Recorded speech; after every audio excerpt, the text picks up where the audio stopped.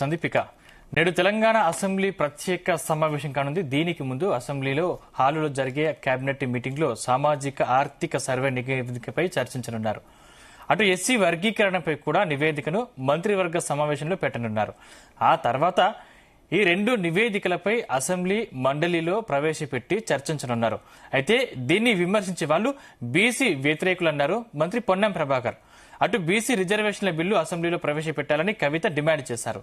ఇదే అంశంపై ఇవాళ డిబేట్లో మనం చర్చిద్దాం. డిబేట్లో మనతో పాటు పాల్గొంటున్నారు డాక్టర్ మల్లేశ్వర్ గారు, అనలిస్ట్, అదేవిధంగా కపిలవాయి దిలీప్ కుమార్ గారు కాంగ్రెస్ నుంచి, బీజేపీ నుంచి సునీతారెడ్డి గారు జాయిన్ అయ్యారు. ముందుగా మల్లేశ్వర్ గారు నమస్కారం అండి, మీ దగ్గర నుంచి స్టార్ట్ చేద్దాం. అంటే ఈ రోజు కులగణనపై రిపోర్ట్ పై ఈ రోజు కేబినెట్ లో భేటీ జరగనుంది. దాని తర్వాత అసెంబ్లీలో చర్చించే అవకాశాలు కూడా కనిపిస్తున్నాయి. ఓవరాల్ గా 50 రోజులు ఎన్యూమరేటర్లు కష్టపడి కులగణన సర్వే చేపట్టారు. దీంట్లో కొంతమేర విమర్శలు కూడా వ్యక్తమవుతున్న పరిస్థితి మనం చూస్తా ఉన్నాం. ఓవరాల్ గా మీరు దీన్ని అబ్జర్వ్ చేస్తారు, 50 రోజుల నుంచి అబ్జర్వ్ చేస్తారు కాబట్టి కాంగ్రెస్ ప్రభుత్వం చేపట్టిన కులగణన రిపోర్ట్స్ పై మీ అభ్యంతరం ఏంటి, లేకుంటే మీ అభిప్రాయం ఏంటి? ముందుగా ప్యానల్లో ఉన్నటువంటి మిత్రులకు ప్రేక్షకులకు నమస్కారం అండి. అయితే వాస్తవంగా ఈ కులగణన గురించి మరి దాదాపుగా 1991 నుంచి రాజాంతరం జరుగుతూనే ఉంది. ఎందుకంటే వాళ్ళు చేయట్లేదు అనేది అన్నిగా మాట్లాడుకుంటున్నాం. కానీ ఇప్పుడు చేసిన తర్వాత జరిగినటువంటి డీటెయిల్స్ చూస్తే కొంత భయభ్రాంతులకు గురి చేస్తున్నటువంటి పరిస్థితి ఉంది. అయితే ఆనాడు 2014లో సమగ్ర కుటుంబ సర్వే ద్వారా కొంత లీకులు వచ్చిన దానికి దీనికి కొంత గ్యాప్ అయితే స్పష్టంగా అవపడతా ఉంది. ఎందుకంటే అప్పుడు దాదాపుగా ఇంచుమించు 2 కోట్లకు ఓన్లీ బీసీల జనాభా ఉన్నది అనేది చూపెట్టినటువంటి సందర్భం ఉన్నది. ఇప్పుడు మాత్రము మరి మైనారిటీస్ తోటి కలిపి ఈరోజు మరి చూపెడుతున్నటువంటి పరిస్థితి అవపడుతుంది.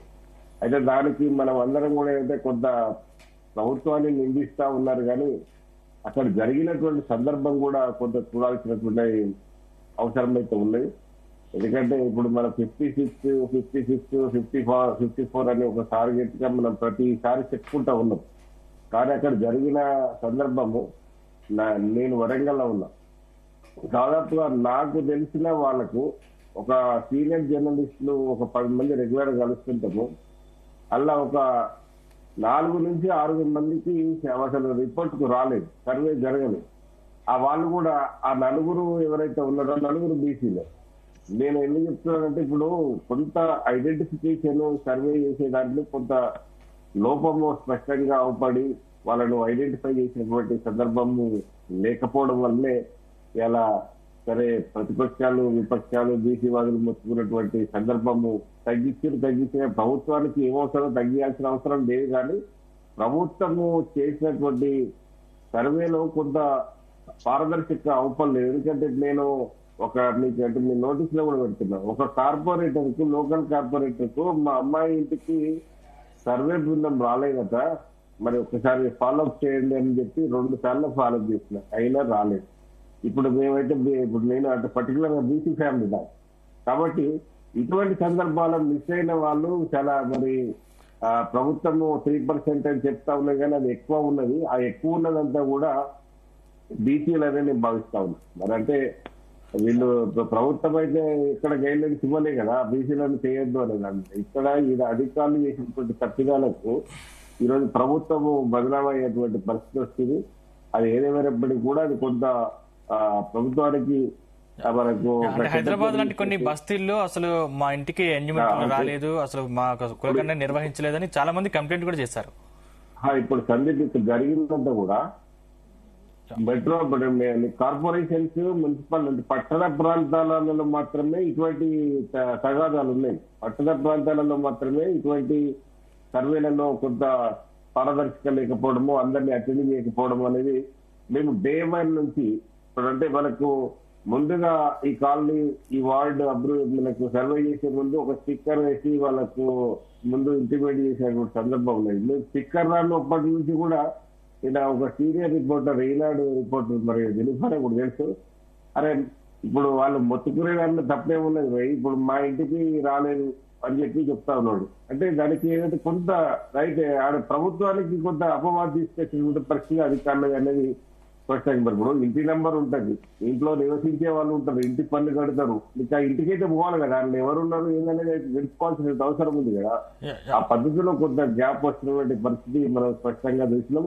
అయితే సమగ్ర కుటుంబ సర్వేలో వచ్చిన దానికి వీరికి కొంత దాదాపుగా 8 నుంచి 10% గ్యాప్ అవపడతా ఉన్నది. ఆ 8-10 ఏంటంటే మైనార్టీస్ ఫిల్ అయ్యి ఇప్పుడు 56 ఏదైతే చెప్తా ఉన్నదో 56లో మైనార్టీస్ ఇంక్లూడ్ అయింది. కానీ అప్పుడు సమగ్ర కుటుంబ సర్వేలో అంటే లీకుల ద్వారా కావచ్చు, అంటే కొంత బయట తీసుకున్నటువంటి సమాచారంతో ఏ కులానికి ఎంత అనేది స్పష్టంగా ఇచ్చారు. దానికి దాదాపుగా నియర్ 2 కోట్ల జనాభా ఉన్నటువంటి సందర్భము, ఒకరు బీసీలకి ఉన్నటువంటి సందర్భం ఉన్నది. అది 64-56 అప్పుడు వచ్చింది అని చెప్పుకుంటున్నారు.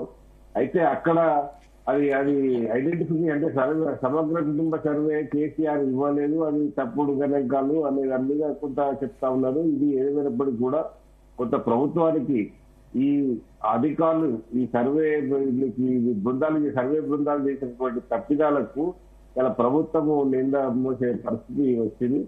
ఇది మనం గమనించాల్సినటువంటి అవసరం అయితే ఉన్నది. ఇప్పుడు ఇక్కడ ఎస్సీల కాడ డిస్టర్బెన్స్ ఏం లేదు, ఎందుకంటే వాళ్ళని 16-17% మొదటి నుంచి చెప్తా ఉన్నాం. ఇంకా పెరగవచ్చు అని ఒక అంచనా వేసినాం, కానీ అది మళ్ళా సేమ్ యాక్సిస్ గానే వచ్చింది.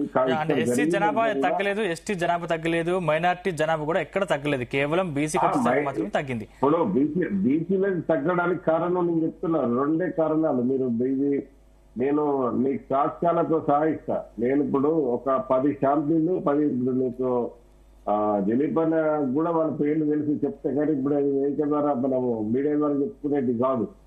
ఒక 10 మంది మాకు రాలేదని 10 రోజుల నుంచి సర్వే 10 రోజులు ఉండగా నుంచి చెప్తానే ఉన్నారు. మరి ఎట్లా హవానంటే నేను ఒక లోకల్ కార్పొరేటర్ కు పలానోలో పోలేదని ఆ స్థానిక కార్పొరేటర్ కూడా మెసేజ్ ఇచ్చినాము. వాళ్ళు అధికారులకు చెప్పినా కూడా కొంత స్పందించక కొంత నష్టం జరిగినటువంటి సందర్భం ఉన్నది. అందులో ఇప్పుడు ఉన్నటువంటి ఎవరు కూడా ఈ చర్చకు కావిచ్చినటువంటి వాళ్ళందరూ కూడా బీసీలే. అందుకొరకు ఇటువంటి బీసీ గణాంకాలలో బీసీల వాటా తేలకపోవడానికి సర్వే బృందము కొంత తప్పిదాల వల్లనే ఇవన్నీ జరిగినాయి అనేది స్పష్టంగా అవపడతా ఉన్నది. ఎందుకంటే అప్పర్ క్యాస్ట్ బాగా పెరిగింది అంటే వాళ్ళ అప్పర్ క్యాస్ట్ పెరిగిందని మనం ఏం చేసే కంటే వాళ్ళు అందరూ అటెండ్ అయ్యారు, వాళ్ళను ఐడెంటిఫికేషన్ అంటే వాళ్ళని గుర్తించడంలో బృందం ఓకే వాళ్ళు చూసిరు, కానీ వాళ్ళు కావాలని రాసుకునే చూసినట్టే కాదు. ఇక్కడ బీసీలను మాత్రం ఇక్కడ వాళ్ళ ఇల్లును గుర్తించకపోవడము, ఇంట్లో ఉన్న వాళ్ళను సర్వే చేయకపోవడం వల్లే జనాభా కొంత తగ్గింది అనేది ఇది రాష్ట్రం అంతా ఒక వరంగల్కే పరిమితం కాలేదు. ఇంకా కార్పొరేషన్ హైదరాబాద్ లో పక్కింటోడికే అది హత్య జరిగినా కూడా పక్కింటోడికి తెలియనటువంటి సందర్భం, ఒక అత్యాచారం జరిగినా తెలియనటువంటి పరిస్థితి. అటువంటి సర్వే వాడి ఇంటికి వచ్చిపోయింది వీరికి ఎట్లయితే తెలియదు కదా. అటువంటి సందర్భాలు కొంత మైనస్ గా చూపించినటువంటి సందర్భంలో ఏదేమైనప్పటికీ కూడా ఫస్ట్ కులగణన చేయడం అనేది మనం స్వాగతించాలి. కాకపోతే ఈ తప్పిదాలను ఎట్లా రెక్టిఫై చేస్తారనేది మరి ప్రభుత్వము మరి మళ్ళా ఏమన్నా ఒకసారి రీసైక్లింగ్ అంటే ఎక్కడైతే ఏ ఇల్లునైతే ఐడెంటిఫై చేసి సర్వే చేయలేదో వాళ్ళకి ఒకసారి మళ్ళొక 1 or 2 days ఇప్పుడు ఒక రోజు అవకాశం ఇచ్చినా ఇవన్నీ అయితే ఇప్పుడు మళ్ళీ రిపీట్ కావాల్సిన అవసరం లేదు. అక్కడ ఆ ఇంటి నెంబర్ మీద సర్వే కాని వాళ్ళకు అవకాశం ఇస్తే అది డెఫినెట్ గా మనకు బయటకు వస్తుంది. అప్పుడు 60% ఎబో తేలే అవకాశం ఉంది. రైట్ సత్యవతి గారు బీఆర్ఎస్ నుంచి జాయిన్ అయ్యారు. సత్యవతి గారు, సునీత రెడ్డి గారు, నేను మీతో మాట్లాడతాను. ముందుగా దిలీప్ కుమార్ దగ్గరికి వెళ్దాం. దిలీప్ కుమార్ నమస్కారం అండి. గుడ్ మార్నింగ్ అండి. ఉన్న మిత్రులందరికీ నమస్తే. కులాల జనాభా లెక్కల్లో తప్పులున్నాయి. గతంలో బీఆర్ఎస్ ప్రభుత్వం సమగ్ర సర్వే నిర్వహించింది, దాంట్లో 52% తేలింది. ఇప్పుడు మీరు నిర్వహించిన సర్వేలో 46% తేలింది. అసలు ఇది మొత్తం తప్పుల తరగగా ఉంది, చాలా మందిని ఐడెంటిఫై చేయలేదు. ఎస్సీ జనాభా అలానే ఉంది, తగ్గలేదు. ఎస్టీ జనాభా అలానే తగ్గలేదు. మైనార్టీ జనాభా కూడా ఎక్కడ కూడా తగ్గలేదు. ఈ సందర్భంలో ఓసీ జనాభా పెరిగింది. మన బీసీలకు వచ్చేసరికి అన్యాయం జరుగుతుందని చెప్పేసి చాలా భిన్నమైన వాదనలు వినిపిస్తున్నాయి. సో ఓవరాల్ గా మీరు ఏం చెప్తారు? ఒకటి, ఇది ఒక హిస్టారిక్ డెసిషన్, అది ఇంపార్టెంట్ అండ్ హిస్టారిక్ డెసిషన్. చాలా ధైర్యంగా ముందుకు పోవడం. ఈ రోజు ఎస్సీ వర్గీకరణకు సంబంధించి కానీ, ఈ రోజు బీసీ కులగణనకు కానీ ఒక డేరింగ్ డెసిషన్ తీసుకున్నాం. దానికి ఒక నివేదిక వచ్చింది. మీరు అన్నట్టుగా రైతు రుణమాఫీ అప్పుడు కూడా ఇదే విధమైనటువంటి గందరగోళం నెలకొంది. అప్పుడు ఏంటంటే అర్హులైన రైతులకు అంటే కుటుంబానికి ఒకటే అన్న సందర్భంలో కొంత తగ్గిన సంఖ్య. ఒక్కొక్క అర్హులైన వాళ్ళకి ఇస్తామన్న దగ్గర చాలా మంది మాకు రాలేదని పార్టీ ఆఫీస్ లో ఫోన్ చేయటం, తర్వాత డైరెక్ట్ గా అధికారులకు ఫిర్యాదు చేయడం మీరు చూస్తారు. దానికి ఒక విండో ఓపెన్ చేస్తారు. ఏం చేశారంటే, వచ్చి మీకు పలానా అధికారి దగ్గర, నోడల్ ఆఫీస్ దగ్గర, బ్యాంక్ కానీ విలేజ్ సంబంధించిన అధికారి దగ్గర మీరు రిపోర్ట్ చేయన్నారు. అట్లా చేశారు. ఆ తర్వాత కూడా ఎందుకైనా మంచిదని ఇంటింటికి సర్వే చేశారు, మీకు ఎలిజిబిలిటీ ఉందా లేదని. అప్పుడు మీకు చూస్తే 4,25,000 మందికి అదనంగా ఎలిజిబిలిటీ నాకు రాదేదని తేలితే, మీకు జ్ఞాపకం ఉంటే 4,500 కోట్లు క్యాబినెట్ తర్వాత రిలీజ్ చేస్తే ఆ సమస్య పోయింది. అదే పద్ధతిలో ఇది ఓపెన్ ఎండ్, ఇదేమి క్లోజ్ కాలే. నాకు తెలిసి విధి విధానాలు ఇప్పుడు రేపు అసెంబ్లీలో చర్చకు వస్తాయి. ఖచ్చితంగా మిత్రుడని అన్నట్టు 1 or 2 days మళ్ళీ టైం ఇస్తారు. ఇంకోటి సోషల్ రెస్పాన్సిబిలిటీ మనకు కూడా. చదువుకున్న వాళ్ళైతే ముఖ్యంగా కంపల్సరీ పోయి సంబంధిత అధికారి దగ్గర నా దగ్గర సర్వేకి రాలేదు, ఇవి నాది డీటెయిల్స్ నమోదు చేసుకోవడం ఇవ్వాలి. దానికి ఒక డోర్ ఓపెన్ చేస్తారు, ఒక విండో ఓపెన్ అవుతుంది. అదే పద్ధతిలో అవసరం అనుకుంటే మళ్ళీ ఒకసారి అధికారులు పంపించి ఏదైతే కంప్లైంట్ ఇచ్చారో వాళ్ళ దగ్గర వెరిఫై చేసి మళ్ళీ దాన్ని ఫిల్అప్ చేస్తారు. అంటే ఒకరిద్దరికి రాకపోతే అనుకోవచ్చు, కాకపోతే ఏంటంటే బస్తీలే వదిలేస్తారు. అసలు హైదరాబాద్ ఇంటికి ఎన్ని మంది రాలేదని చెప్తా ఉన్నారు. నేను అదే అంటున్నా, ఇది పబ్లిక్ డొమైన్ లో పెట్టేటువంటి డాక్యుమెంట్. గతంలో బీఆర్ సర్వే చేసి, సమగ్ర సర్వే చేసి దాచిపెట్టి అది ఏమైందో ఎవడికి తెలియదు. అసలు ఏ పథకాలకు కూడా దాన్ని అప్లై చేసిన సూచనలు కూడా మనకు కనపడలే. ఇది అట్లా కాదు. It will be kept in public domain. ఒకవేళ తప్పుగా రాసినా, లేదా వాళ్ళ నేమ్ ఒమిట్ అయినా, లేదా ఇంకా కొంత కంప్లీట్ చేయాల్సిన కూడా ఆ ఆపర్చునిటీ క్రియేట్ చేస్తారు. క్రియేట్ చేసే సందర్భంలో ఈ కరెక్షన్స్ అవుతాయి. కాబట్టి 100% సైంటిఫిక్ గా ఏ సర్వే కూడా ఉండదు. దాంట్లో కొన్ని లోపాలు ఖచ్చితంగా జరిగే అవకాశాలు ఉంటాయి. దానికోసం ఇది క్లోజ్ చేసి వాళ్ళ నుంచి డెడ్ లైన్ మీకు ఎవరు నమోదు చేసుకోవడానికి వీల్లేదనేది కాదు కదా. అది రెక్టిఫికేషన్ కి స్కోప్ ఉంది. మనమే పోయి చదువుకున్న వాళ్ళైతే కన్సర్న్ ఆఫీసర్కి ఇచ్చి నా దగ్గరికి రాలేదు, ఇక మా కుటుంబ సభ్యుల వివరాలు ఇవి, నాది ఇది అంటే వాళ్ళు ఇంక్లూడ్ చేసుకుంటారు. ఒకవేళ మీరు అన్నట్టు ఒక బస్సు రాలేదనుకోండి, మళ్ళొకసారి అక్కడికి వెరిఫికేషన్ కంప్లైంట్ మళ్ళీ పంపిస్తారు. కాబట్టి నేనేమంటున్నానంటే, ఇది పబ్లిక్ డొమైన్ లో పెడతారు కాబట్టి ప్రతి వాళ్ళు కూడా వెరిఫై చేసుకునే అవకాశం ఉంటుందని నాకున్న ఇన్ఫర్మేషన్. కాబట్టి పెద్దగా వరీ చేయాల్సిన అవసరం లేదు. మేజర్ పార్ట్ ఇది ఆల్రెడీ ఓవర్. ఆల్మోస్ట్ 96%, 97% కంప్లీట్ అయింది. కాబట్టి ఇది బిగ్ టాస్క్. ఎస్, మిత్రుడు అన్నట్టు కొన్ని తప్పులు ఎందుకు జరిగాయంటే, కొంతమంది పిల్లలు అవుట్ సోర్సింగ్ పిల్లలు కూడా పెట్టుకున్నారు. వాళ్ళు సరిగా రాకపోవటం, పోయిన దగ్గరికి మన మెదడు ఇల్లు స్కిప్ చేయడం, అది నేను కూడా గమనించాను. నా దగ్గరికి వచ్చిన పిల్లలు కూడా ఇంటర్మీడియట్, డిగ్రీ చదువుకున్న పిల్లలు, పాపం వాళ్ళకి సరిగా రాయడానికి కూడా ఇబ్బంది ఉంది. నా పేరు కూడా తప్పుగా రాస్తే నేనే ఫామ్ తీసుకొని నింపి ఇచ్చేవాళ్ళకి, మా ఉన్న సభ్యుల వివరాలు కానీ నా నేమ్ కానీ కరెక్ట్ ఎట్లా స్పెల్ చేయాలి. సో ఇవన్నీ అవుట్ సోర్సింగ్ ఎంప్లాయీస్, ఎందుకంటే మ్యాసివ్ టాస్క్ కాబట్టి సాధ్యమైతే త్వరగా కంప్లీట్ చేయాలి. కాబట్టి అందులో కొన్ని తప్పులు దొరికేటువంటి అవకాశం ఉంటుంది. దానికి రెక్టిఫికేషన్ కూడా స్కోప్ ఇస్తారన్నది నాకున్నటువంటి సమాచారం. రైట్ సునీతారెడ్డి గారు నమస్కారం అండి. ఓవరాల్ గా నమస్తే అండి. ఓవరాల్ గా మీ అభిప్రాయం ఏంటి, మీ పార్టీ మీ అభిప్రాయం ఏంటి కులగణనపై? సార్, ఇప్పుడు దిలీప్ గారు చెప్పినట్టు, మన అనలిస్ట్ గారు చెప్పినట్టు, ఇప్పుడు మేము ఉన్న అపార్ట్మెంట్, మా దిలీప్ గారు ఉన్న వీధిలోనే మేము కూడా ఉంటాం. మా అపార్ట్మెంట్ లో దాదాపు 60 హౌసెస్ ఉన్నాయి. 60 హౌసెస్ అంటే ఒక్కో హౌస్ కి 2-3 వేసుకున్న 200 పైన ఉంటారు. అసలు మా ఇంటికి ఇప్పటి వరకు సర్వేకే రాలేదండి. నేను అడిగినాను కూడా, నేను ఫోన్ చేసి కనుక్కున్నా కూడా, నేను అడిగినా కూడా, స్వయంగా మా అపార్ట్మెంట్, మా ఏదైతే మా లైన్ ఉందో 4 అపార్ట్మెంట్స్ ఉంటాయి. దాదాపు ఒక 800 మంది దాకా ఉంటాయి ఈ 4 అపార్ట్మెంట్స్ మొత్తం కలిపి. అసలు మా కాలనీకే ఆ లైన్కే రాలేదు. నేను ఎదురుగా వాళ్ళు స్టిక్కర్ వేస్తుంటారు కదా, నేను వాళ్ళకు కూడా పోయి అడిగొచ్చా, వాచ్మెన్లకు కూడా చెప్పొచ్చిన, వస్తే పైకి పంపించండి అని చెప్పేసి. మా అపార్ట్మెంట్ ప్రెసిడెంట్ కు కూడా చెప్పిన, నేను వస్తే అందరికి కిందకి పిలవండి అంకుల్, అందరం ఒకేసారి ఇద్దామని కూడా చెప్పిన. ఎవ్వరు మమ్మల్ని పలకరించిన పరిస్థితే లేదు. ఇక ఈ విధంగా సర్వే జరిగినాక రిపోర్ట్ అనేది ఎట్లా వస్తుందో ఇంకా మనం చూడాల్సిందే. ఇంకొకటి ఏంటంటే, చాలా మంది అవాయిడ్ చేసింది సార్. ఎందుకు అంటే, వీళ్ళు అనవసర లెక్కలు అడుగుతున్నారు. మా రేషన్ కార్డు తీసేస్తారేమో, మాకు వచ్చే ఏదైనా గవర్నమెంట్ నుంచి వచ్చే సబ్సిడీలు తీసేస్తారేమో అనే భయానికి ఏ వివరాలు ఇస్తే ఏం జరుగుతుందో అని అసలు వివరాలు ఇవ్వడం మానేసిన వాళ్ళని చాలా మందిని చూసారు సార్ గ్రామాలలో కూడా. ఇప్పుడు దాదాపు 2011 గణన ప్రకారం, జనాభా లెక్కల ప్రకారము 3,51,50,000 జనాభా ఉన్న మన రాష్ట్రంలో ఆఫ్టర్ 14 years తర్వాత 3,70,00,000 వస్తుంది అంటే ఇది ఏ విధంగా మనము ఈ జనాభా లెక్కలు జరిగినాయో మనం చూడాలి సార్. ఓకే, దీన్ని బట్టి ఈ జనాభా లెక్కలు ఈ జనగణన కూడా కరెక్ట్ గా జరగలేదు. దీనికి 2 ఉదాహరణలు మేమే చెప్పినాము.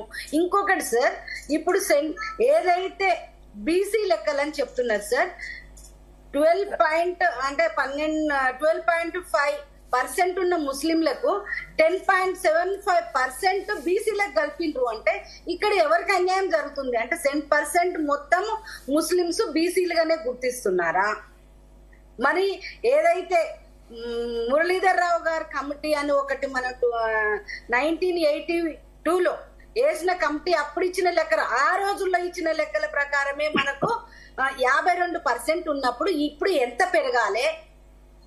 ఈ విధంగా చూసుకుంటే ఖచ్చితంగా ఇక్కడ మనకు కరెక్ట్ లెక్కలు రాలేదనేది క్లియర్ గా కనబడతా ఉంది. ఇది ప్రభుత్వం తీసుకున్నటువంటి డిసిజన్ కరెక్టే ఉంది, కాకపోతే అది అధికారుల తప్పిదం అని చెప్పేసి. అధికారుల తప్పిదం ఎట్లయితే సార్, మీరు దాదాపు 41 రోజు పెట్టిండ్రు, ఒక పూట బళ్ళు బంద్ పెట్టిండ్రు, మీరు కరెక్ట్ లెక్కలు తీసుకోలేదు, మీరు జనాభా లెక్క తీసుకోలేదు, జనగణన తీసుకోలేదు, సామాజిక ఆర్థిక రాజకీయ ఇంకా చాలా ఇంత పొడుగు పెట్టేసి మొత్తం 76 క్వశ్చన్స్ పెట్టేసరికి జనాలు భయపడిపోయిండ్రు. భయపడిపోయి మీకు వివరాలు ఇవ్వడం మానేసిండ్రు. అలాంటప్పుడు మీకు ఎలా వస్తుంది? ఇప్పుడు వీళ్ళ కొత్త ప్రయత్నం ఏంటంటే సార్, మేము చేసినామని చెప్పి కేంద్ర ప్రభుత్వం మీద వేసేయడానికి, తులిపేసుకోవడానికి ఇలా అసెంబ్లీ సమావేశం పెట్టి ఈ అవకతవక లెక్కలతోటి వీళ్ళు కేంద్ర ప్రభుత్వం కోర్టులో వేసేసి తప్పించుకోవాలనేది వీళ్ళ ప్లానింగ్. ఇక్కడ క్లియర్ గా మనకు కనపడతా ఉంది. మనం గమనించాల్సింది ఏంటంటే ఎక్కడ చిత్తశుద్ధి లేదు. లేదంటే ఇక్కడ బీసీ వర్గాలకు ఎక్కడైతే అన్యాయం జరుగుతుందో వాళ్ళు కోర్టుకు పోయి ఆపేసుకుంటారు. మేమైతే చేసినాం కానీ మీరే ఆపేసుకున్నారని చెప్పాలనేది కాంగ్రెస్ ఉద్దేశము. ఎందుకంటే మనం గతంలో కూడా చూసినాం, కామారెడ్డి ఏదైతే డిక్లరేషన్ ఉందో వాళ్ళు పార్లమెంట్ కు 2 బీసీలకు ఇస్తామని చెప్పి ఆ డిక్లరేషన్ లో చెప్పిండ్రు. చెప్పి ఎలక్షన్లలో పోయినప్పుడు ఎక్కడ ఇచ్చిండ్రు, ఎన్ని సీట్లు ఇచ్చిండ్రు? 119 సీట్లకు వాళ్ళు 22 సీట్లు ఇచ్చిండ్రు. అందులో అన్ని ఓడిపోయే సీట్లు ఎక్కడ? పాత బస్తీల్లో ఇచ్చిండ్రు. 6 సీట్లు పాత బస్తీలో బీసీ కేటగిరీ కింద ఇచ్చిండ్రు. వీళ్ళు ఒరిజినల్ ఇచ్చింది 17 సీట్లు. ఇక్కడే తెలుస్తుంది వీళ్ళ చిత్తశుద్ధి ఏందో. మరి ఇప్పుడు మంత్రులు ఉన్నారు, నిన్న మన పార్లమెంట్ లో రాహుల్ గాంధీ గారు చెప్తున్నారు 90% ఉన్నారని ఆయన లెక్క చెప్తున్నాడు బీసీలంతా. మరి వాళ్ళంతా ఎక్కడ పోయిండ్రో చెప్పాలి. సత్యవతి గారు నమస్కారం అండి. నమస్తే అండి. రైట్, మీరు విమర్శిస్తున్నారు, కాకపోతే మీరు సమగ్ర సర్వే చేసినటువంటి ఆ సర్వే ఏమైంది? అసలు నైతిక హక్కు లేదు మీకు విమర్శించే, ఎందుకంటే మీరు కనీసం దాన్ని బయట కూడా పెట్టలేదు అని చాలా విభిన్నమైన వాదనలు వినిపిస్తున్నాయి. ఏం చెప్తారు? కుటుంబ సర్వే ఎంత ప్రతిష్టాత్మకంగా జరిగిందో, సమగ్ర కుటుంబ సర్వే నుంచి వచ్చినటువంటి ఆ ఇన్ఫర్మేషన్ తో 10 ఏళ్లలో ఎన్ని పథకాలు ప్రజలకు అందించారో ఇప్పుడు స్పష్టంగా ప్రజల నుంచి వస్తున్న విషయాలు ఏవైతే ఉన్నాయో అర్థమవుతున్నాయి సార్. ఇప్పుడు 41 రోజుల సర్వేకు తీసుకొని బీసీ కులగణనకు సంబంధించి ఏ ఒక్క రోజు కూడా దాన్ని ప్రతిష్టాత్మకంగా తీసుకోకుండా, దాని మీద శ్రద్ధ లేక ఇవాళ తప్పుల తడకగా తీసుకొచ్చిర్రు అనేది స్పష్టమవుతుంది. ఇంకా ఏ వాయిస్ ఉందంటే వీళ్ళకి మాట్లాడడానికి కుటుంబ సర్వేకి సంబంధించి? ఏ మొహం పెట్టుకొని మాట్లాడుతున్నారు అసలు వీళ్ళు? ఆడలేక పాత గజలు అని చెప్పేసి పదే మాట్లాడుతుంటే అసలు ఈ మేధావితనానికి కానీ ఇప్పుడు మాట్లాడుతున్న వాళ్ళైతే అసలు కొంచెమన్నా అర్థం ఉండాలి, మాట్లాడడానికి ఒక నైతికత ఉండాలి. అధికారులు తప్పులు చేసిరని చెప్పేసి మాట్లాడుతున్నారు. ఇంత మేధావి భావదారిద్ర్యం ఉంటే ఇంకేం మాట్లాడతాను చెప్పండి? అంటే తప్పు జరుగుతానేమో అధికారుల మీద వేస్తారు, ఒప్పు జరుగుతానేమో ప్రభుత్వము జప్పలు చర్చుకుంటుందా? 41 రోజులు ఎందుకు పడుతుందంటే ఒక సర్వే చేయడానికి?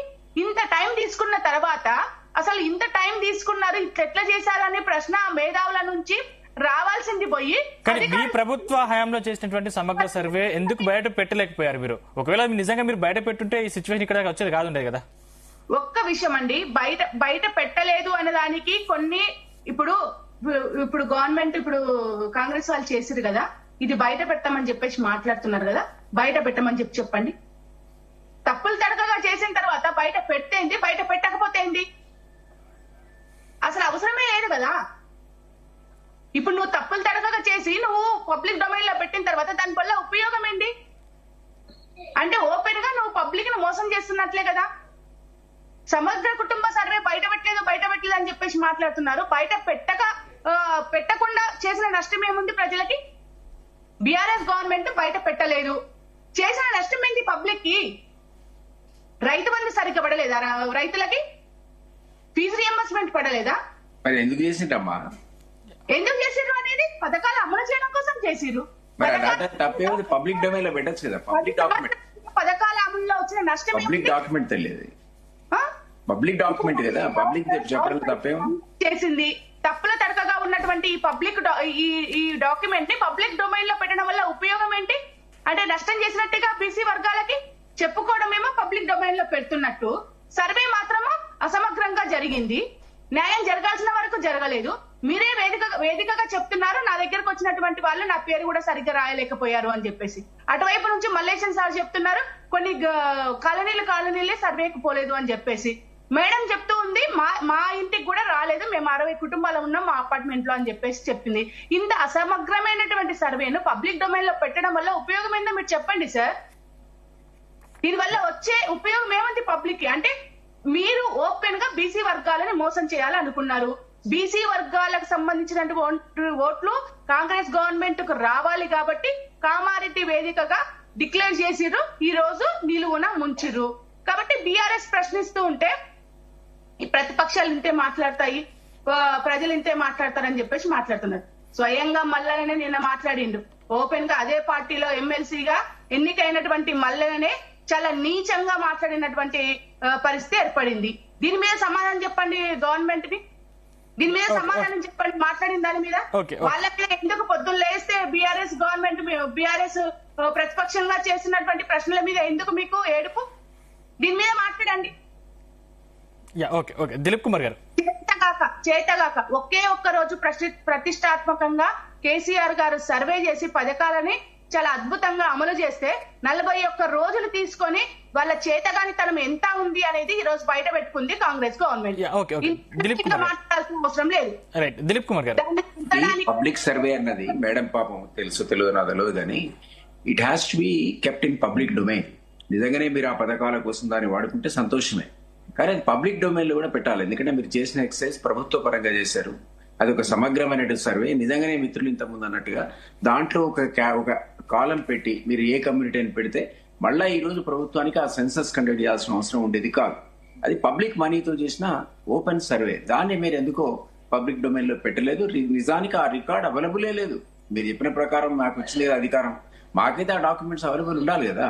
అంత మేజర్ ఎక్సర్సైజ్ ను వేస్ట్ చేశారంటున్నా నేను. మీరు ఏ కారణం చేత ఏ డాటాతో ఇంతకుముందు సునీతా రెడ్డి గారు చెప్పినట్టు సునీతా రెడ్డి గారు మీ కాలనీలో ఉంటారన్నారు, కనీసం వాచ్మెన్ చెప్పినా స్పందించలేదు. మా దాదాపు నేను ఆల్రెడీ చెప్పాను ఇటువంటి తప్పులు చిన్న చిన్న తప్పులు పొరపాట్లు జరిగాయి. అసలు ఆ తప్పు ఎక్కడ జరిగింది? అపార్ట్మెంటే కాదు సార్, ఇంత మ్యాసివ్ మా లైన్ మొత్తం ఒక 4-5 అపార్ట్మెంట్లు ఉన్నాయి సార్. 4-5 రాలేదు. నేను రెగ్యులర్ గా అడుగుతూ కూడా వచ్చాను. ఎందుకంటే మనము బాధ్యతగా మన సమాచారం ఇవ్వాలి కాబట్టి గవర్నమెంట్ ఆఫ్ తెలంగాణ పెట్టుకుంది కాబట్టి ప్రోగ్రామ్ మనం గవర్నమెంట్ ని మనము గౌరవించి ఖచ్చితంగా మన ఇన్ఫర్మేషన్ ఇవ్వాలి. కానీ కంప్లైంట్ చేసే వెసులుబాటు సునీతా రెడ్డి గారు కంప్లైంట్ చేసే వెసులుబాటు ఉన్నాక కూడా మీరు ఎందుకు కంప్లైంట్ చేయలేకపోయారు? మీరు ఎందుకు ప్రభుత్వం దగ్గర దిలీప్ సార్ కి ఇంకొక క్వశ్చన్ సార్, ఒక్క సెకండ్ సార్. సార్ ఇప్పుడు క్రిస్టియన్స్ ని మరి మీరు ఏ జాబితాలో కలిపారు సార్? ఎక్కడ ఈ 4 కేటగిరీలలో క్రిస్టియన్స్ మన రాష్ట్రంలో లేరా? వాళ్ళని గుర్తించలేదా? మరి వాళ్ళని ఏ కేటగిరీలో కలిపారు? మరి అది కూడా మనకు అసలు ఇక్కడ ఎక్కడ కనిపిస్తలేదు. మరి వాళ్ళది అసలు పర్సెంటేజ్ ఉందా లేదా? ఉంటే దేంట్లో కలిపిరు? దాని మీద కూడా మీకు ఆ రిపోర్ట్లు ఎక్కడ కనిపిస్తలేదు. దాని మీద అడిగాను మేడం. ఆ కాలంలో category you belong to which category అనేది ఉంది, నేను కూడా రాశాను. ఆడికి వచ్చారు, మీరు రాలేదు. నేను ఇంతకుముందు కూడా చెప్పా, మనం అందరం కూడా రెస్పాన్సిబిలిటీ ఉన్నటువంటి సిటిజన్స్. సపోజ్ మన దగ్గరికి రాకపోతే నియరెస్ట్ ఆఫీసర్ ఎవరు ఆయనకు ఫోన్ చేయటమో, మనమే పోయి ఈ డాటా ఇది అని చెప్పడం. ఒకవేళ అన్ఎడ్యుకేట్ అయితే పాప మనకి యాక్సెస్ ఉండదు, పోవాలంటే భయపడతాడు. సో మనమైతే నోటిఫై చేయాలా, ఇగో మా కాలనీలో ఇంతమందికి రాలేదంటే వాళ్ళు రెక్టిఫై చేస్తారు. నేను మళ్ళీసారి చెప్తున్నా, ఇది క్లోజ్ ఎండెడ్ కాదు, ఇది ఓపెన్ ఎండెడ్. ఇది పబ్లిక్ డొమైన్ లో పెట్టబడుతుంది. తప్పులుంటే కరెక్ట్ చేయొచ్చు, సూచించవచ్చు. ఎవరైతే నమోదు కాలేదో వాళ్ళు మళ్ళీ నమోదు చేసుకోవచ్చు. గతంలో రైతు ఎగ్జాంపుల్ అందుకే చెప్పా, 4,25,000 మంది వెళ్ళారు అసలు రైతు ఎలిజిబిలిటీ ఉండి రానివాడు. సో అది రెక్టిఫికేషన్ జరిగింది. ఇప్పుడు ఆ లొల్లి బంద్ అయింది. లాస్ట్ డిబేట్ లో మన ఇద్దరం ఆడుకున్నాం. మీ ఆఫీస్ కూడా బోలని వేలాది కాల్స్ వచ్చాయన్నారు. అవన్నీ పోయినాయి. ఎందుకు పోయినాయి అంటే అడ్రస్ చేశారు. కాబట్టి ఇది కూడా పబ్లిక్ డొమైన్ లో పెట్టబడేటువంటి లిస్టు ఓపెన్ టు ఆల్. అది ఎవరైనా సరే సరి చేసుకోవచ్చు, దానికి అవకాశం ఇస్తారు. మిత్రుడు ఇంతకుముందు అన్నట్టుగా 1 వీక్ లేకపోతే పలానా ఆఫీస్కి వెళ్ళి మీరు కరెక్ట్ చేసుకోండి, ఈయనకు రూరల్ ఆఫీసర్ పలానా అవ్వడం చెప్తాడు. ఎట్లయితే మన ఓటర్ లిస్ట్ లో మన పేరు లేకపోతే అది నిరంతర ప్రక్రియ, మనం పోయి కన్సర్న్ ఆఫీసర్కి ఇచ్చి కరెక్ట్ చేసుకుంటామో ఇది కూడా అట్లాంటి ప్రక్రియే. కాబట్టి తప్పులు లేవు అనడానికి వీల్లేదు. ఐ అగ్రీ, డెఫినెట్లీ మీరు అన్నట్టు తప్పులు దొరుకుతాయి. ఇంత మ్యాసివ్ సర్వేలో ఒక పీరియడ్ లోపల కొంతమందిని హైర్ చేసినప్పుడు, కొంతమంది అవుట్ సోర్సింగ్ ఉద్యోగులు కూడా పెట్టుకున్నప్పుడు కొంతమందికి మనకున్న గవర్నమెంట్ సర్వెంట్స్ కున్న బాధ్యత ఉండకపోవచ్చు. అది నేను కాదనట్లేదు. ఇంకొక విషయం madam, 2011 last census government of India జరిగింది. మీరు ఎందుకు చేయలేదండి సెన్సస్ కండక్ట్? ఎందుకు చేయలేదు? ఆ సెన్సస్ లో మీరు ఒక చిన్న కాలం పెట్టచ్చు కదా. మీరు ఏ కమ్యూనిటీ అని చెప్తే మీరే మొత్తం దేశం మొత్తానికి చేయండి, ఆ బాధ్యత మీది కదా. సెన్సస్ ఆఫ్ ఇండియా మీది. ఒక్క నిమిషం మేము మా బాధ్యత చేసిన దానికి ఖర్చు అవుతుంది, మాకు రాష్ట్రానికి ఖర్చు అవుతుంది. మీరు చేయాల్సిన బాధ్యత మీకు కాన్స్టిట్యూషనల్ ఆబ్లిగేషన్ అండి. మీరు చేయడానికి కాన్స్టిట్యూషనల్ ఆబ్లిగేషన్. మీరు ఒక కాలం పెట్టి కమ్యూనిటీ పరంగా దేశం మొత్తం ఆంధ్రప్రదేశ్ లో ఇంతున్నారు, తెలంగాణలో ఇంతున్నారు తెలుసండి. మాకు డబ్బులు కూడా సేవ్ అవుతాయి, మాకు టైం సేవ్ అవుతాయి. మీరెందుకు చేయట్లేదు? 2011 లో కాంగ్రెస్ ప్రభుత్వము యూపీఏ ప్రభుత్వం ఉన్నది. మేమేమంటున్నామంటే కేంద్ర ప్రభుత్వం ఏం చెప్పిందంటే, ఇగో ఇప్పుడు నా సామాజిక వర్గమే చెప్తున్నాను సార్. నేను తెలంగాణలో రెడ్డి ఓసీలో ఉన్నా సార్. అదే నేను కర్ణాటకకి వెళ్తే బీసీగా ఉంటా సార్. ఇక్కడ కొన్ని కులాలు, ఇక్కడ ఓసీ ఉంటే అక్కడ బీసీ, అక్కడ బీసీ ఉంటే అక్కడ బలిజా, వీళ్ళంతా ఓసీ, ఇక్కడ మన దగ్గర బీసీ. ఇట్లా కొన్ని కులాలకు కొన్ని ప్రాంతాలలో కొన్ని రాష్ట్రాలలో సామాజిక వర్గాలు వేరుగా ఉన్న కారణంగా కేంద్ర ప్రభుత్వము మనకు ఏ కుల గణనకు ఇబ్బంది అవుతుంది కాబట్టి ఏ రాష్ట్రానికి ఆ రాష్ట్రంలో అవకాశము రాష్ట్రాలకు మీరు అడ్డగోలుగా చేసింది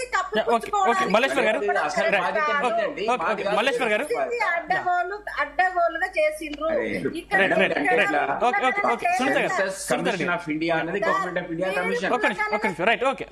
మల్లేశ్వర్ గారు సార్ మీరు చేసేది కులగణనే అంటలేదు సార్. మీరు మల్లేశ్వర్ గారు సార్ 76 క్వశ్చన్స్ అడిగితే ప్రజలు భయపడిపోయి కనీసం వివరాలు చెప్పలేదు, ఇంటికి రానియలేదు. మీ స్వయంగా ముఖ్యమంత్రి గారే చెప్పిండ్రు, కొంతమంది మాకు వివరాలు ఇస్తలేరు, ఎందుకు ఇవ్వట్లేరు అని ఆయన ప్రెస్ మీట్ పెట్టి మరి చెప్పిండ్రు. కొంతమంది ఇళ్లలోకి పోతుంటే కుక్కలు పెట్టి తరిమేస్తున్నారంట, వాళ్ళకు సర్వేకు పోయిన వాళ్ళని ఇంటికి రానియట్లేదంట, గేట్లు తీయట్లేదంట అని చెప్పి స్వయంగా ముఖ్యమంత్రి గారే మాట్లాడినప్పుడు దానికి తగ్గ చర్యలు మీరు అప్పుడు ఎందుకు తీసుకోలేదు? మీరు ఏమి చెప్పాల్సిన అవసరం లేదు, ఒక్కటే చెప్పండి అని మీరు ఎందుకు అడగలేదు? సునీతారెడ్డి మళ్ళీ మీతో మాట్లాడతారు.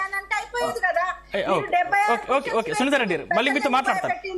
ఓకే మల్లేశ్వర్ గారు, ఇప్పుడు మనము ఇదంతా కూడా చర్చ చేయడానికి ప్రధాన కారణం ఏంటంటే కొంత అధికారుల నిర్లక్ష్యం. ఎందుకంటే ఓ పిహెచ్డి క్వశ్చనేర్ లెక్క ఉన్నది 76 ప్రశ్నలతోటి.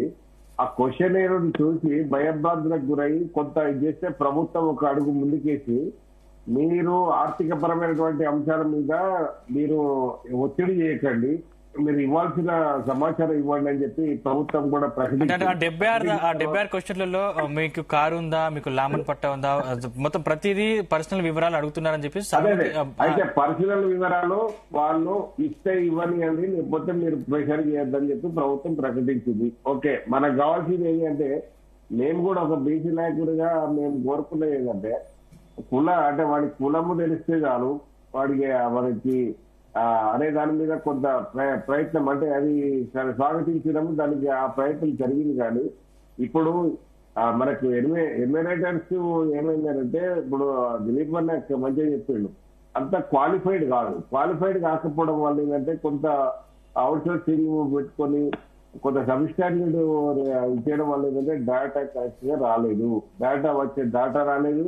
సరే డేటాను మనము సరే కిందికో మీదికో అన్నలాగా కొంత ఇన్సూరెన్స్ తీసుకొని రాజిస్తున్న వాళ్ళు కూడా ఉన్నారు. కానీ అసలు గుర్తించడంలో కార్పొరేషన్ కావచ్చు, మున్సిపల్ లో ఉన్నటువంటి అధికారులు విఫలమైనరు. ఎందుకంటే చాలా ఇల్లు మీకు రూరల్ అవకాశం లేదు. రూరల్ ఎందుకు అవకాశం లేదు అని అంటే, పక్క ఇంట్లో సర్వే అయితే నా ఇంట్లో కాకపోతే వాడు వచ్చి కాలను వచ్చి తీసుకుపోతాడు, మా ఇంట్లోకి ఎందుకు రాదు. కానీ ఎందుకంటే వాడికి మనం రాయకపోతే నా రైతు బంధు పోతుందనో, రైతు భరోసా పోతుందనో, లేకపోతే గ్యాస్ పోతుందనో, లేకపోతే ఏదో అంటే వాళ్ళకి ఆ భయం ఉంటుంది. కానీ ఇక్కడ పట్టణంలో ఏంటంటే ఎస్కేపిఎం కొంత ఎక్కువ ఉన్నది, వీళ్ళ గుర్తింపు కూడా అసలు కొంత నిర్లక్ష్యం వల్ల గుర్తించలేకపోవడం అనేది జరిగిందనేది మనకు స్పష్టంగా అవపడుతున్నది. ఇప్పుడు ముఖ్యంగా మీ దృష్టిలో పెట్టాల్సింది ఏంటంటే 2011లో సరే మనకు అవి మనకు డేటా బయట పెట్టలేకపోవచ్చు, కానీ 3,51,00,000 ఉన్నదని మనకు సమాచారము మన తెలంగాణ జరిగింది. ఎందుకంటే మనం 4 కోట్ల తెలంగాణ అని 4 కోట్లని 3.5 నుంచి చెప్పుకుంటా ఉన్న ఉద్యమ సమయంలో కూడా. కానీ ఇక్కడ 2014లో సమగ్ర కుటుంబ సర్వేలో కొంత లీకుల ద్వారా వచ్చినటువంటి సమాచారం ఏంటంటే 3.68 crores వచ్చింది. అందులో మరి ఇప్పుడు ఈ 2025లో 3,54,00,000 రావడం అనేది కొంత వీళ్ళు డేటా ఇవ్వలేదు అనేది దాని మీద, కానీ ఇక ప్రభుత్వం కావాలని చేసింది కాదు. కాకపోతే ఇక్కడ అలిగేషన్ ఏంటి అంటే బీజీలో రాలేదు డేటా, 51.7 సంథింగ్ ఉంది అప్పుడు సమగ్ర కుటుంబ సర్వే ద్వారా. ఇప్పుడు దానికి 46కు రావడం వల్ల ఏంటంటే ఒక ప్రతి ఇంటికి ఇద్దరు ఓసీలు ఎక్కువ పుట్టినా కూడా ఇంత 17% అయితే రాదు కదా. ఇప్పుడు ఆ పద్ధతిలో ఎస్సీలు తగ్గలేదు, ఓసీలు తగ్గలేదు. ఇక్కడ జరిగిందంటే ఏంటంటే ఒక్కటి మాత్రం నేను చెప్పదలుచుకున్నా, ఈ ఎకనామిక్ వీకర్ సెక్షన్ కి ఇచ్చినట్టు 6-7% ఉన్నటువంటి ఎకనామిక్ వీకర్ సెక్షన్ కు 10% రిజర్వేషన్ ఇస్తున్నారు. ఆ రిజర్వేషన్స్ మాత్రమే ఇలా చాలా మంది ఏమనగా నేను కూడా అనుకున్నా ఒక బీసీ బిడ్డగా మమ్మల్ని కూడా ఓసీలలో కలిపితే బాగుండు అనుకున్నా, ఏది రిజర్వేషన్ దృష్టిలో పెట్టుకోండి. కానీ ఇప్పుడు అర్థమైంది అంటే 15%, 17% కు రావడం వల్ల 15% రావడం వల్ల ఏంటంటే కొంత ఇప్పుడు ఎగ్జామ్ డబుల్ అయితే ఇంక్రీజ్ కాదు కదా.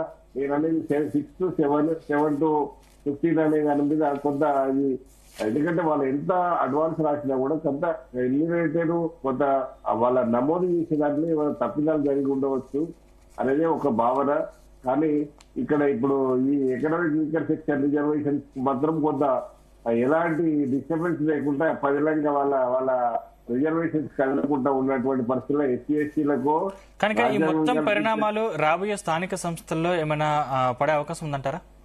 ఇప్పుడు రాజ్యాంగం ఇప్పుడు స్థానిక సంస్థలలో పడడానికి అవకాశము లేదు. ఎందుకు లేదు అనంటే సీఎం రేవంత్ రెడ్డి గారు 46 ఉన్నా 50 ఉన్నా 40 కామారెడ్డి డిక్లరేషన్ 42% మేము అమలు చేసి తీరుతామని చెప్తా ఉన్నాడు. సరే మరి అది 42 46కు ఉన్న వాళ్ళకు కూడా 42% అంటే ఇప్పుడు టోటల్ మైనారిటీస్ తోటి కలుపుకొని 56 చూసి 42 కనుక చేస్తే డెఫినెట్ గా ప్రభావం ఏం పడే అవకాశం ఉండదు, ప్రభుత్వానికి అనుకూలమే. కానీ వీళ్ళని గుర్తించడానికి మాత్రం 1 రోజు 2 రోజులు 1 రోజు ఇచ్చిన కాదు. సమగ్ర కుటుంబ సర్వే ద్వారా ఆగస్టు 19వ తారీఖు 2014లో ఒకటే రోజు మొత్తం ఢిల్లీలో ఉన్నోడు వచ్చిండు, బొంబాయిలో ఉన్నోడు వచ్చిండు. ఇట్లా ఒక ముందే అనౌన్స్ చేస్తే, ఒక వారం ముందు కనుక చేస్తే అందరూ నమోదు చేసుకుంటారు. కానీ దానికి ముందు చేయాల్సినటువంటి ఎక్సర్సైజ్ ఏంటంటే మనము ఈ ఇంటి నెంబర్ల ప్రకారం ఏ ఇంటి నెంబర్ వచ్చింది, ఏ ఇంటి నెంబర్ రాలేదనేది చూసి ఆ ఇంటి నెంబర్ను, ఎందుకంటే మళ్ళీ ఆడి రిపీట్ కాకుండా లేకపోతే డిస్టర్బెన్స్ లేకుండా, ఎందుకంటే అవకాశాన్ని ఆసరా చేసుకొని దాన్ని మిస్యూజ్ చేసే అవకాశం లేకుండా కూడా చూడాల్సినటువంటి బాధ్యత ప్రభుత్వానికి ఉన్నది. ఇంకొక విషయం ఏంటంటే మనకు ఈ కామారెడ్డి డిక్లరేషన్ మనం స్వాగతించాలి. ఎందుకంటే 42 సీఎం గారు కానీ ప్రభుత్వం కానీ చెప్తున్నాయి అంటే 42% విషయంలో మేము రాజీపడి లేదని చెప్తా ఉన్నాను. ఇది చాలా శుభ పరిణామం. ఇక మేము మాట్లాడాలో మాట్లాడకూడదో తెలియదు, కానీ మరి కేఎంఆర్ మల్లన్న ప్రభుత్వంలో ఉండే మాట్లాడుతా ఉన్నాడు. కానీ అది అయితే ఇప్పుడు మా సోదరి ఎవరు సత్యవతి మాట్లాడినట్టు మరి సత్యవతి గారికి కూడా తెలియాలి. కేసీఆర్ ను మరి తిట్టి ఇప్పుడు ప్రభుత్వం విమర్శిస్తా ఉన్నాడు, ఇప్పుడు అది నిజమే అని చెప్తా ఉన్నారు. అప్పుడు ఆనాడు మరి కేసీఆర్ ను మరి బాతాల పోషెట్టి మీద మాట్లాడినటువంటి సందర్భం అవన్నీ నిజమేనా అనేది కూడా మనం ఆలోచించాలి. ఎందుకంటే నీకు ఇప్పుడు ఒక ఏది నీకొక న్యాయం నాకొక న్యాయం ఉంది కదా. అప్పుడు తప్పులని మీరు చెప్పినప్పుడు ఇప్పుడు కూడా భావదారిద్ర్యం వద్దని అందుకే అంటున్నా, తప్పును తప్పనండి, ఒప్పును ఒప్పనండి. అందుకే అందుకే అప్పుడు సత్యవతి గారు వినండి సత్యవతి గారు నెక్స్ట్ మీతో మాట్లాడతారు. సత్యవతి గారు సత్యవతి గారు నెక్స్ట్ మీతో మాట్లాడతారు. తప్పే అప్పుడు మాట్లాడింది అవకాశం వినండి సత్యవతి గారు మీతో మాట్లాడతారు. మాట్లాడింది సత్యవతి గారు మీతో మాట్లాడతారు. నెక్స్ట్ మీతో మాట్లాడతారు. అప్పుడు మాట్లాడింది అవకాశవాదమే, ఇప్పుడు కూడా మాట్లాడేది కూడా అవకాశవాదమే. ఇప్పుడు బీసీలను ధరించడానికి ఎవ్వరు కూడా ఒరిగి ఉండదు. ఎందుకంటే బీఆర్ఎస్ ప్రభుత్వంలో దిలీప్ అన్న కూడా ఇప్పుడు బీఆర్ఎస్ లో ఉన్నట్టున్నది. బీసీ సంక్షేమ శాఖ మంత్రి ఎవరికి ఇచ్చారండి? ఇప్పుడు అంతా ఈ మాట్లాడుతా ఉన్నారు ప్రతి ఒక్కరు. ఇది బీసీ సంక్షేమ శాఖ మంత్రి క్యాపిటల్ లక్ష్మీకాంతరావు చేసిండు. అనేది ఇప్పుడు బీసీల మీద ఎవరు పడితే వాడు ప్రేమ చూపెడతా ఉన్నారు. ఇలా ఏ పార్టీ పడితే ఆ పార్టీ. ఇవన్నీ మన ఇప్పుడు నాశనం అయ్యేదంతా అనగదొక్కేదంతా బీసీలనే. ఆ పద్ధతిలోనే పోతాయి. ఇప్పుడు నయావంచకుల నయాతంత్రం అన్నట్టు ఇప్పుడు అన్ని దేశాలు చేస్తా ఉన్నారు. ఇప్పుడు ప్రభుత్వంలో ఉన్నప్పుడు ఒకటి ఉంటే, ప్రభుత్వంలో లేనప్పుడు ఒకటి ఉంటుంది. నేను అంటే మల్లన్న అప్పుడు విమర్శించేది ఇప్పుడు కూడా విమర్శించి అది పెద్ద తీసుకోవాల్సినటువంటి అవసరం లేదు. ఓవరాల్ గానే బీసీ నినాదం ఎత్తుకున్నారు. ఓవరాల్ గా మల్లన్న గారు బీసీ నినాదం ఎత్తుకున్నారు.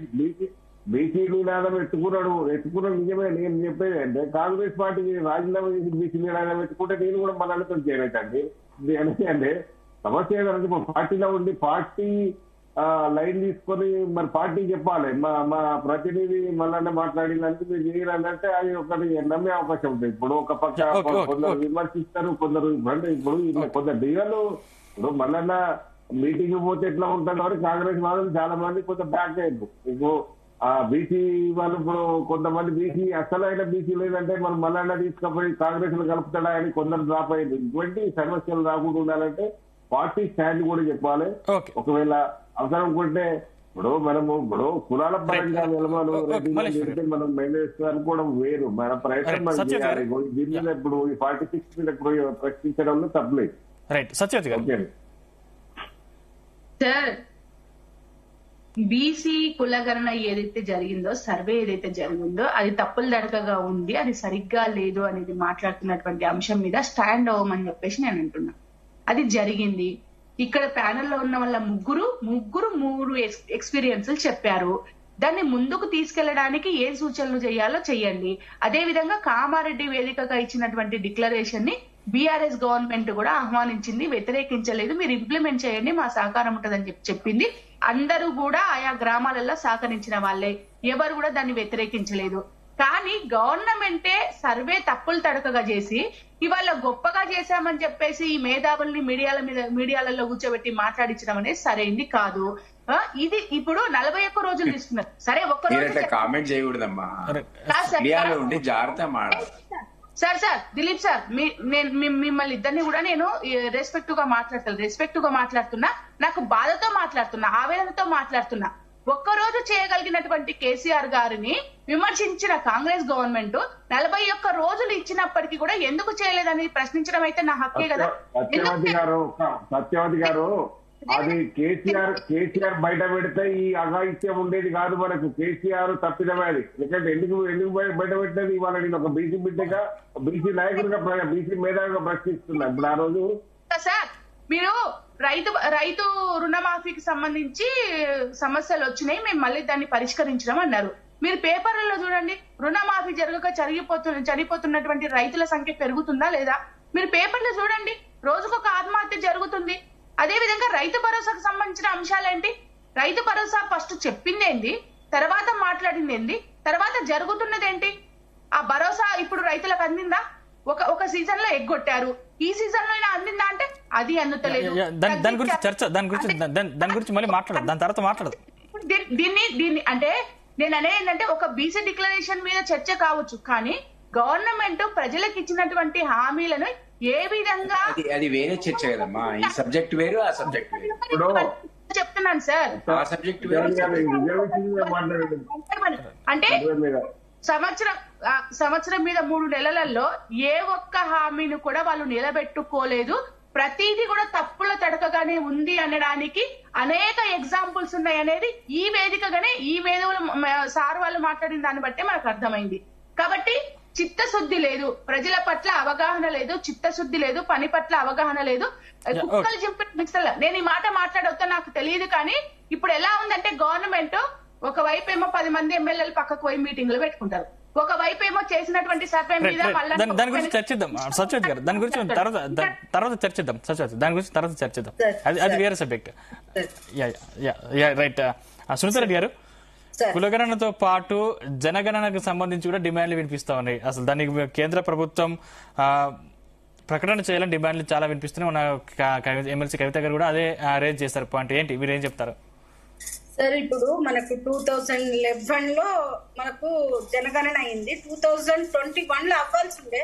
అప్పుడున్న సిచ్యువేషన్స్ ఏదైతే కరోనా ఉంది, మనకు లాక్డౌన్ ఉండి బయటకు వచ్చే పరిస్థితి కూడా లేని సందర్భంగా అప్పుడు మనము జనగణన చేసుకోలేదు. ఇప్పుడు 2026 లో చేస్తామని చెప్తుంది.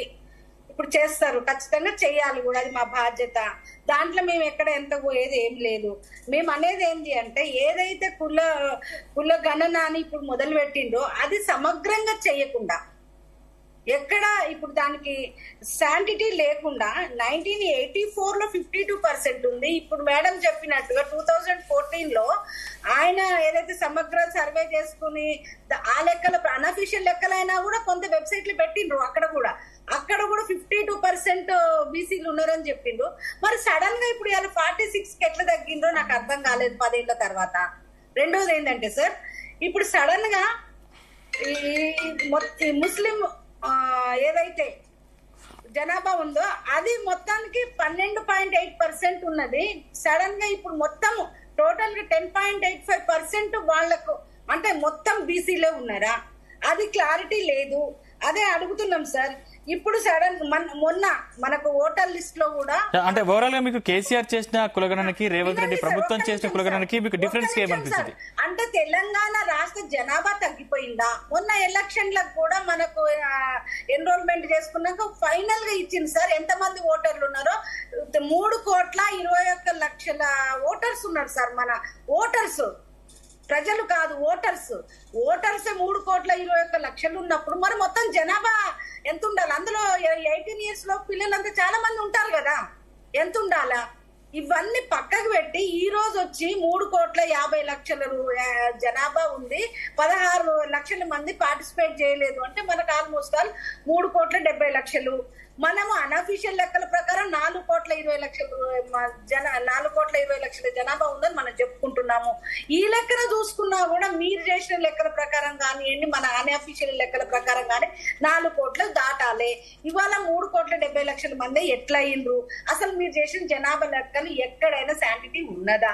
ఏది లేకుండా ఈ రోజు కాంగ్రెస్ పార్టీ ఒక కుట్ర చేస్తుంది సార్. మనకు కర్ణాటకలో కూడా చూసినాం, కులగణన చేసిండ్రు, దాన్ని అటకెక్కిచ్చిండ్రు. ఇప్పుడు మేము చేయలేమని చెప్పేసి అసలు ఆ విషయమే మాట్లాడట్లేదు. ఆయన రాహుల్ గాంధీ గారు పార్లమెంట్ లో మొత్తం దేశమంతా చేయాలంటున్నారు. ఈ ఒక్క రాష్ట్రంలోనే సమగ్రంగా చేయని మీరు ఏ విధంగా డిమాండ్ పెడుతున్నారు? ఇవాళ కొత్తగా అసెంబ్లీ సమావేశం పెట్టి తీర్మానం చేయాలని అంటున్నారు. ఈ తీర్మానం అని గతంలో కేసీఆర్ గారు కూడా చేశారు. వాళ్ళు తప్పించుకోవడానికి ప్రయత్నం చేస్తున్నారు తప్ప బీసీలకు ఏ విధంగా వాళ్ళకు న్యాయం చేయడానికి వీళ్ళు రెడీగా లేరు. అసెంబ్లీ సమావేశం పెట్టి తీర్మానం చేసి ఏదో మమ అనిపించుకొని మేము చేసినాము, కేంద్ర ప్రభుత్వం దాన్ని ఆమోదించలేదు, కోర్టులు ఎలాగూ తిరస్కరించినాయి. మనం బీహార్ చూసినాము, మనం ఇంకా చాలా చూసినాము. వాళ్ళు 50% రిజర్వేషన్ల కంటే ఎక్కువ ఉండొద్దు అనేది ఏదైతే కోర్టులో సుప్రీంకోర్టు కానీ హైకోర్టులు కానీ ఏదైతే ఉన్నదో వాళ్ళు అంగీకరించట్లేదు. బీహార్ లో కూడా అది వెనక కొట్టేసిన సందర్భం ఉంది. ఇప్పుడు మా మీద కేంద్ర ప్రభుత్వం మీద తోసేయడానికి చేస్తున్న కుట్రనే ఇంతే, కానీ ఎక్కడ వీళ్లకు బీసీల పట్ల వాళ్ళకి ఇవ్వాల్సిన పర్సెంటేజ్ పట్ల వీళ్లకు చిత్తశుద్ధి లేదు. దిలీప్ కుమార్ గారు, కొంతమేర అధికారుల తప్పిదం జరిగింది అనేది స్పష్టంగా కనిపిస్తోంది. 41 రోజు టైం తీసుకున్నప్పుడు ప్రథమంగా 10 రోజులలోనే మనకు గ్రామాలకు వీళ్ళని రానియట్లేదు, సర్వే వాళ్ళని రానియట్లేదు అని తెలిసినప్పుడు స్వయంగా ముఖ్యమంత్రి గారు దాని విషయంలో వేరే విషయాలు మాట్లాడిండ్రు. 2 సార్లు ప్రెస్ మీట్ పెట్టి, కానీ మీరు ఏది గ్రామాలలో ఒక రకంగా సర్వే బాగానే జరిగింది, అవి పట్టణ ప్రాంతాలకు వచ్చేసరికి కొంతమేర గందరగోళ పరిస్థితి నెలకొంది. ఇదంతా ఇప్పుడు బీసీలను మోసం చేస్తున్నారు గ్రామాలలో పర్ఫెక్ట్ గా 100% గ్రామాలలో పర్ఫెక్ట్ జరిగిందంతా కూడా పట్టణాలలో రెండు అంశాలు ఉన్నాయి. ఒకటో ఎన్విరేటర్స్ డేటా తీయడంలో అంటే ఇళ్లను గుర్తించడంలో ఫెయిల్ అయిండ్రు ఒకటి అయితే, రెండవది ఇప్పుడు బీసీలది తగ్గడానికి బీసీలు కూడా కారణమే. ఎందుకంటే మేము డేటా ఇస్తే మాకు గ్యాస్ పోతుందనో, మాకు రైతు బంధు పోతుందనో, లేకపోతే ఈ రకరకాల కొంత అంటే మాకు ఎందుకంటే మాకు అంత బాగా అవగాహన లేకపోవడం. ఇప్పుడు ఓసీలు ఉన్నదానికి బీసీలు ఉన్నదానికి మాకు అవపడతా ఉంది కదా. బీసీలు ఇప్పుడు ఓసీలు 6-8% ఉన్నది 10 వచ్చింది. మాకు ఉన్నదానికి తగ్గించుకున్నటువంటి సందర్భం అవపడతా ఉంది. ఎందుకంటే కరెక్ట్ గా ఇన్ఫర్మేషన్ ఇవ్వడానికి భయభ్రాంతులకు గురైనటువంటి పరిస్థితి. అంటే పెన్షన్ పోతుందనో, ఇప్పుడు బీసీలకు కొంత సంక్షేమ పథకాలు ప్రభుత్వాలు అందిస్తున్నాయి, కొంత అందట్లే అని కాదు. కానీ దీంట్లో ఇప్పుడు దీని వల్ల నష్టం జరుగుతుందనే భయభ్రాంతులకు గురైనటువంటిది 1-2% ఉన్నది. ఒక 2-3% మాత్రము గుర్తించకపోవడం వల్లే ఉన్నది. లేకపోతే ఆ పరిస్థితే కనుక ఉంటే 46% ఉన్నటువంటిది 51 ఇది అంటే మనకైతే 5% గ్యాప్ ఉన్నది. ఆ 5% గ్యాప్ కూడా ప్రభుత్వానికి మనం అందరం ఈ వేదిక ద్వారా విన్నపించేది అంటే ఒక్క రోజు అవకాశం ఇచ్చి దానికంటే ముందు ఏ ఇంటి నంబర్ నుంచి అయితే మనకు ఇన్ఫర్మేషన్ రాలేదు అనేది గుర్తించి ప్రతి ఒక్క కేంద్రంలో పెట్టి కనుక చేస్తే డెఫినెట్ గా ఈ 5%, 6% డెఫినెట్ గా బీసీలు వస్తారు. అప్పుడు ఈ పంచాయతీ ఏముండదు, మనకు కరెక్ట్ కులగణన జరిగే మనకు జనగణన ఇన్ఫర్మేషన్ కూడా వచ్చే అవకాశం ఉన్నది. రైట్ సత్యవతి గారు మీరు కంక్లూడ్ ఇవ్వరా? దిలీప్ కుమార్ మీ దగ్గరకు వస్తాను.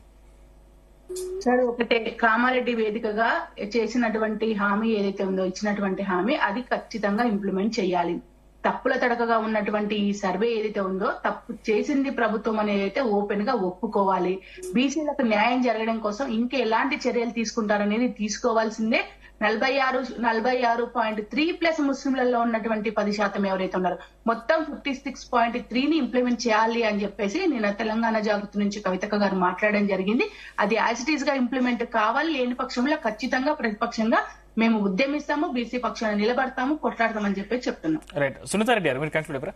ఇప్పుడు వీళ్ళు ఏదైతే కామారెడ్డిది డిక్లరేషన్ అంటారు కదా సార్, మరి పార్లమెంట్ కి 2 సీట్లు ఇవ్వలేదు, అది హులుకే అయిపోయింది. అట్లా చూసుకుంటే మనం 32-33 సీట్లు రావాలి, ఖచ్చితంగా ఇస్తామని ఆ రోజు సిద్ధరామయ్య గారితో చెప్పించారు, స్వయంగా ముఖ్యమంత్రి గారు చెప్పారు, రాహుల్ గాంధీ గారు చెప్పారు, సోనియమ్మ గారు కూడా చెప్పారు.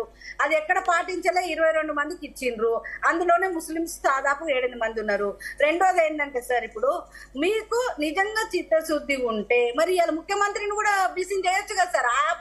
After Udaipur declaration, after Kamareddy declaration తర్వాతనే ప్రభుత్వం ఏర్పాటు అయినప్పుడు మరి ఒక ముఖ్యమంత్రిని మీరు ముందే చూపించాల్సింది. అంత చిత్తశుద్ధి ఉన్నప్పుడు మరి మీరు టికెట్లు ఇవ్వరు, మీరు మంత్రి పదవులు ఇవ్వరు, మీరు ముఖ్యమంత్రి పదవులు ఇవ్వరు, ఏది ఇవ్వరు.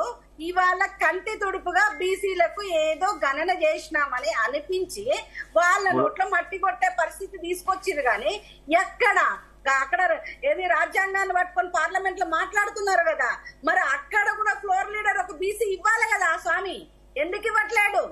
అన్ని ఉత్త మాటలు కంటి బీసీలకు మోసం చేసే మాటలు తప్ప ఏమే కాదు. నేను మిమ్మల్ని సింపుల్ క్వశ్చన్ ఇస్తాను. సింపుల్ గా సార్ వినండి సార్, ఏదైనా చెప్తారు కదా.